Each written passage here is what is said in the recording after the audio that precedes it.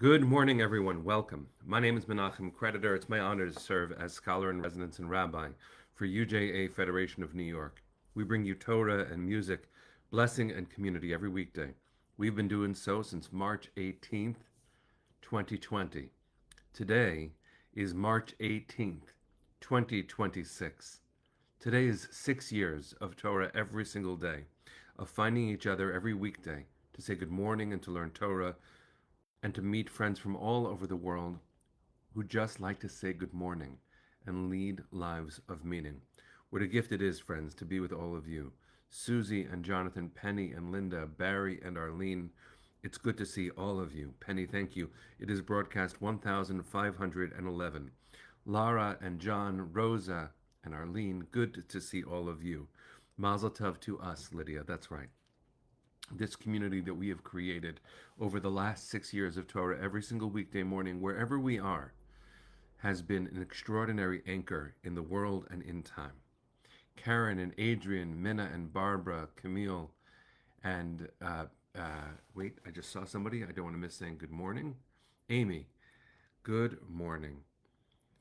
Okay. Natalie and Dave, Boker Tov, friends. Hi, Barbara. Hi, Jack. Good to see you too. Let's take a deep breath because for 6 years, every day we have found each other. We've blessed the world. We've learned some Torah. We have shared what's going on in our lives. We've taken good care of each other. We've even met up in real time. And so let's bless each other that we should be able to do all of those things. And the world should feel the gift that is this morning Torah community. 6 years, friends. 6 years. We should feel so good. I feel so good. Thank you, everyone. Andrew, you're with us from Cambodia. Givalt, my friend. Happy 6-year anniversary to all of us. Karen, good to see you. Hi, Deborah. Hi, Richard. Good to see you. Eileen, good to see you too. Hi, Michelle. All right, everybody. Let's make a blessing.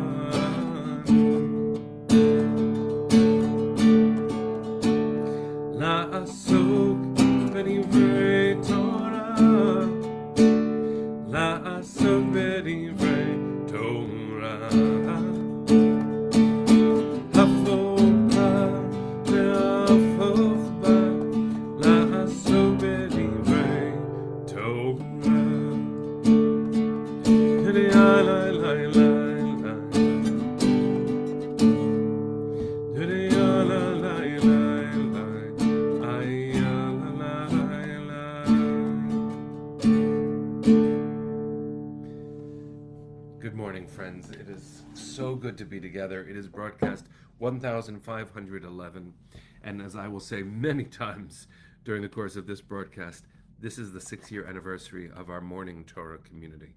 I want to start with a bunch of thank yous because it's really important. Let me begin with the most important of the thank yous I could offer. To my family, to my wife Neshama, and to our children for being so supportive of this ritual in my life and for inspiring me with their lives so that I can channel the love that we generate as a family in our home and bring it forward through Torah.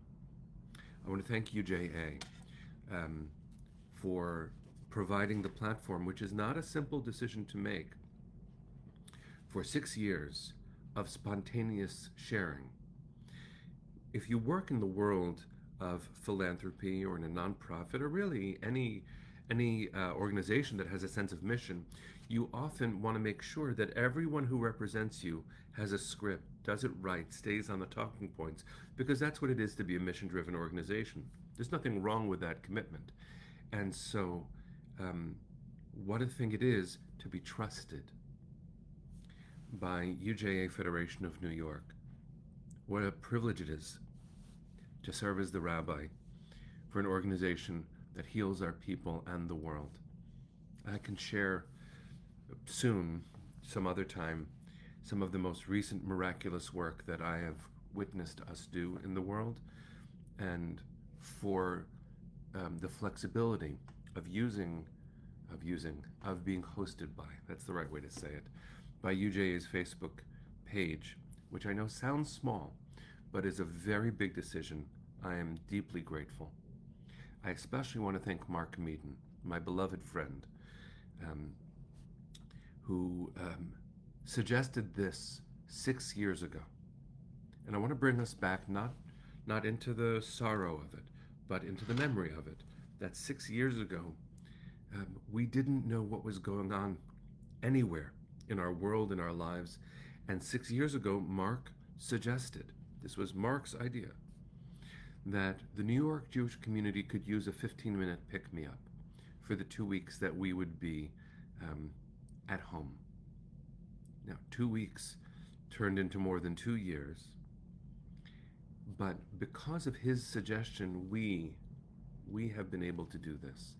And so not only a shout out to my friend Mark, but a deep moment of gratitude for a very important idea that blossomed into something real and alive. And I especially want to thank all of you, my friends, because this was meant to be a pick-me-up for the New York Jewish community for 2 weeks. This has turned into the most beautiful minyan I have ever experienced, with friends from all over the world. Wherever you travel, Andy is in Cambodia right now, and Rosa is in Malta and is with us every day, and Catherine is in Australia, and it's 1 a.m. or 2 a.m. every time that she joins, and she's with us almost every day. Friends from all over the world join this community. There was a remarkable experience when we first began this broadcast of a woman who was teaching English as a second language in Saudi Arabia. And somehow the algorithm brought her to our community, and she was not yet Jewish and began exploring Judaism with us in our Torah community. It is, as Rosa just wrote, an anchor. It is a gift. This morning Torah community has been an anchor for so many, and I include myself in that number, and therefore I thank you.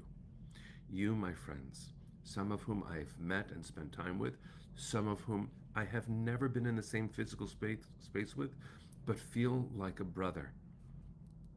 This has been a precious anchor in my life, because there have been times, just sharing, over the 6 years, where I do wonder to myself, really? I'm still doing this? And I think we all have those moments in any of our commitments, any of the rituals of our life. Every once in a while you take a pause and you say, oh boy, this is still happening. And the expectation of it in those moments is actually a life-saving thing. The constancy of our community. And constancy is no small thing. In our shaky world, reliability, the idea that I can count on you, and I mean you, each of us, we together are comprising a sacred community that no one saw coming. There are so many conversations that happen in the world right now about how technology helps or hurts. What about digital virtual communities is real? What about it is not real? How does it compare to in person? There is something unique here, my friends. Something unique. We've created something that feels, that conveys. And Linda, I want to credit you with this, that is pervaded by kindness. Linda, from maybe the first week or second week of our broadcast, has said, good morning, kind souls. And almost every day, my friend, you say the same thing. It is real, that descriptor. There is kindness here. and what a gift it is to be touched by kindness every day. So I thank you. I thank you for this community that is an anchor in my life. It is a remarkable thing to look back at 6 years of Torah every single day. I'm so privileged to do this work. I'm so privileged to be with you in community. It's a way that Torah is more real for me than it has ever been. So we can say things like, Dale, you're having hip replacement surgery tomorrow, giving you the blessing of a refuah shlema in advance. It should go well, you should feel supported, and your healing should be swift. We get to say these things to each other and mean them. Yes, Barbara's reminding us that my beautiful, beloved, wise, inspiring, charming, wonderful wife, Neshama, named us the 9 o'clockers. We should make t-shirts with that on it. Cantor Josh Breitzer, what a gift to have you here too. So I'm sorry I haven't called out everyone by name, but it is a very, very big moment for us as a community, for me in my life, to be able to be present 6 years every single day with you. So let's do what we do, friends. And I dedicate today's Torah learning in your honor. From my profoundly grateful heart. Thank you. Thank you for being builders of this community. Thank you for being present. Thank you for loving Torah. Torah is beautiful. It's awesome. It's challenging. It's real. It gives us a language for facing uncertain moments. And during these 6 years, boy, have we had a lot of uncertainty. And perhaps the way the world always is. But it certainly is the way it is today. And so let's, for a second, I invite you just to take a breath again. Take a breath. And in that breath, for yourselves, you can write it if you'd like. Let's bless the world. Let's make sure that the learning that we commit to doing, which is only getting started, friends, it is for the sake of being of service to the world. Torah in order to help, Torah in order to support, Torah in order to live more right. Let's do good. There's a beautiful teaching. It's a midrash on a verse that I sing to my wife every Friday. Nisham, I'm so touched that you're here right now so you can hear me say it. What a gift it is to learn Torah with you. So I sing to Neshama every Erev Shabbat some verses from Proverbs. It's a chapter often known as Eshet Chayil, a woman who is, and Chayil means a warrior. And boy, does that describe my wife. So in it, there's a phrase, Pi hapotcha b'chokhmah v'torat chesed al leshona. Her mouth is opened with chokhmah, with wisdom, v'torat chesed, and the Torah of chesed, the wisdom of love, al leshona, flows from her mouth. And the rabbis have a conversation about this phrase.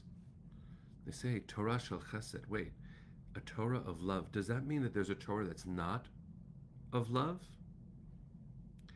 And they have this conversation, and one of the opinions that has stuck with me in this ancient midrash is a Torah that you learn but do not share, that's not a Torah of love. A Torah that you learn in order to share, that's Torah shel chesed. That's a Torah of love. And my home is pervaded by that kind of love. But so is this community, friends. So is this community. We are a community defined by love, whose vocabulary is Torah. It could not possibly be sweeter. A little bit of Torah on this week, and I thought in honor of it being the 6-year anniversary of our community to go back to year 1. Some of you know this, because we've shared it together. But when our community began during the pandemic,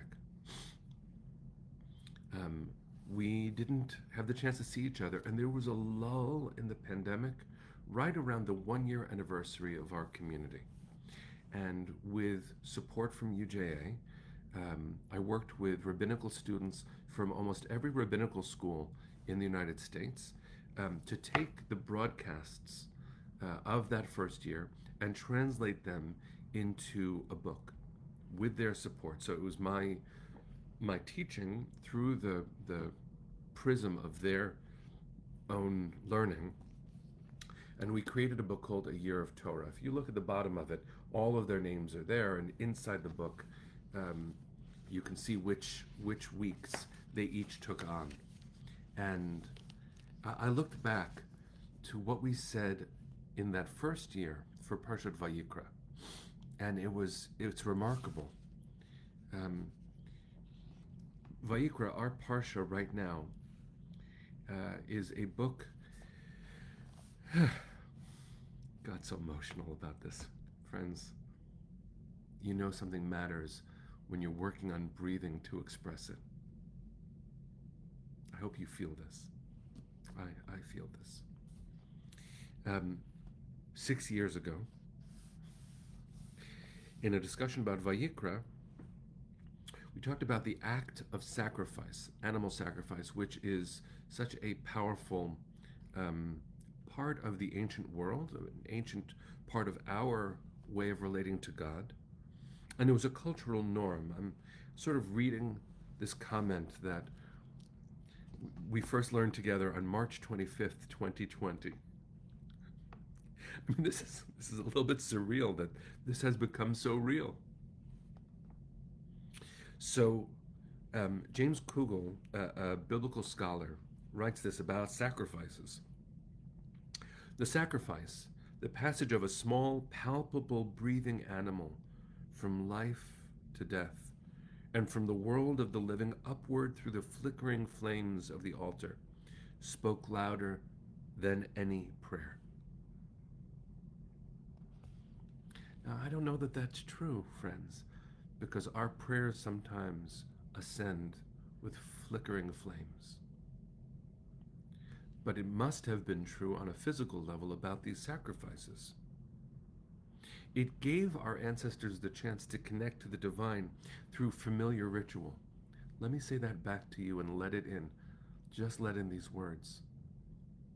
It gave our people a chance to connect to the divine through a familiar ritual.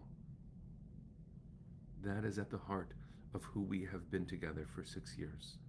A familiar ritual that helps us connect with the divine. No matter what you believe about God, and you should feel free, as Judaism would have us feel free, to explore those ideas, not to feel confined or controlled by them. But because of the familiarity of this ritual, look how we connect to each other and through Torah, even to the divine. And we needed this system. Rabbi Jonathan Sachs of blessed memory, who died during our community's existence, whose life and Torah we often share, wrote about this, that sacrifice itself is an act of renunciation. We give up something of ourselves, offering it to God in recognition of the gifts God has given us. It's a mutual appreciation. It is remarkable how readily the sages found substitutes for sacrifices, most notably in the form of prayer, but also, and let this in, friends, in Torah study. Learning about the sacrifices is equivalent to bringing them, say the rabbis.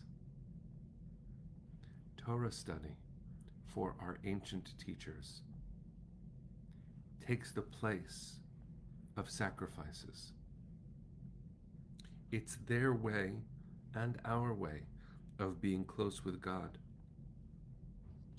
There's a famous Midrash, Navot Rabbi Natan, Rabbi Yochanan ben Zakkai, and Rabbi Yeshua talking to each other. Rabbi Yeshua is so concerned because they're walking in Jerusalem and they see what used to be the temple. And Rabbi Yeshua says, "Oi, we have no way of connecting."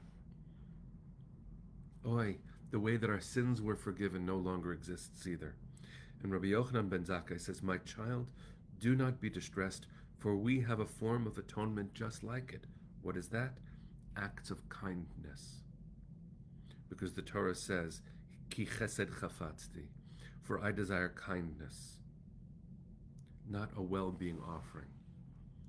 Now, there's no reason to diminish the power of those offerings.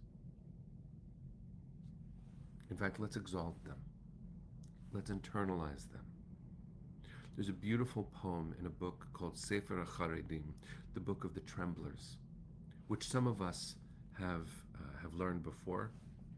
It's a song called Bilvavi, and some of our communities sing this song. I've sung it many times, often in tears. I offer it to you in celebration of what we have created, friends, because Vayikra might be about animal sacrifice, an ancient system, but the kindness that takes its place, the Torah learning, for the sake of kindness, Torah chesed, well, that lives as a burning flame inside of us. The ancient sages and more recent mystics suggested that when the temple was destroyed, the Holy of Holies was relocated from its physical place in Jerusalem to the human heart, which means those sacrifices still exist. You just have to perceive things differently to understand that. This is the song Bilvavi. Its words mean, Bilvavi mishkan evne, in my heart I will build a tabernacle, lehadar kevodo, to beautify God's glory. Uva mishkan mizbeach asim, I will place an altar in that inner tabernacle, lekarne hodo, for the splendor to continue reaching out into the world. Ulener tamid ekachli, and for the eternal light I will claim for myself et eish ha'akedah, the fire of the binding of Isaac. Ulekorban akriv lo et nafshi, and what is the sacrifice? I will bring close my soul, et nafshi ha'yechida, my soul. And so I invite you, friends, first of all, hear the gorgeous melody. I didn't write this. And the beautiful words. I didn't write them. As one way of experiencing and cultivating and nurturing and acknowledging the power of our inner heart. The fire that burns in the human soul as a way of extending God's kindness into the world. More light. If you know the song wherever you are, I hope you'll sing. If you don't know it, I still hope you'll sing. Bilvavi mishkan evne, lehadar kevodo, uvemishkan mizbeach asim, lekarne hodo, ulener tamid ekachli, et eish ha'akedah, ulekorban akriv lo et nafshi ha'yechida. Friends, what a gift to be with you. Mazel tov. Happy Torah-versary. 6 years. 6 years. Thank you, friends. I'll end with one more thought. I said to Neshama this morning, what should I teach? How can I anchor this? I don't know what to say. And that was sort of true, sort of not. I had a feeling what I wanted to point to. But she said it's 6 years. What's the gematria? What's the numerical value of 6? What's the Hebrew letter that associates with it? And the answer is the letter Vav. Vav always serves as a connector. Vav, in grammatical terms in the Torah, is called a parataxis. It connects what was to what will be.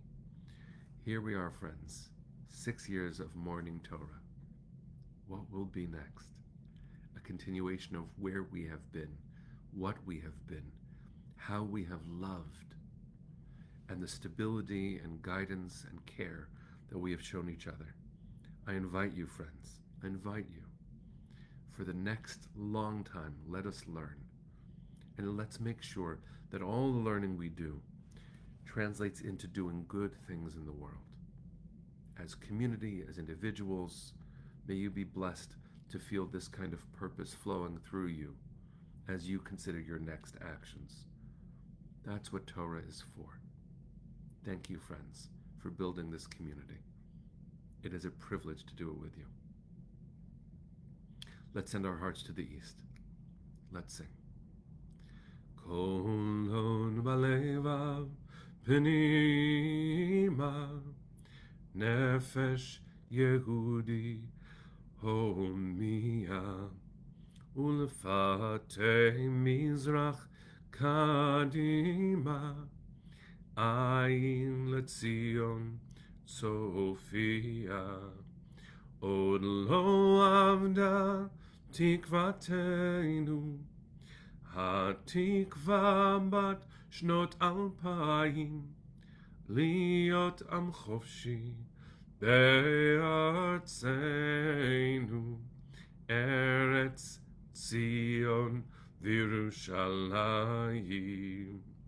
להיות עם חופשי בארצנו ארץ ציון Yerushalayim. Am Yisrael Chai, friends. See you tomorrow.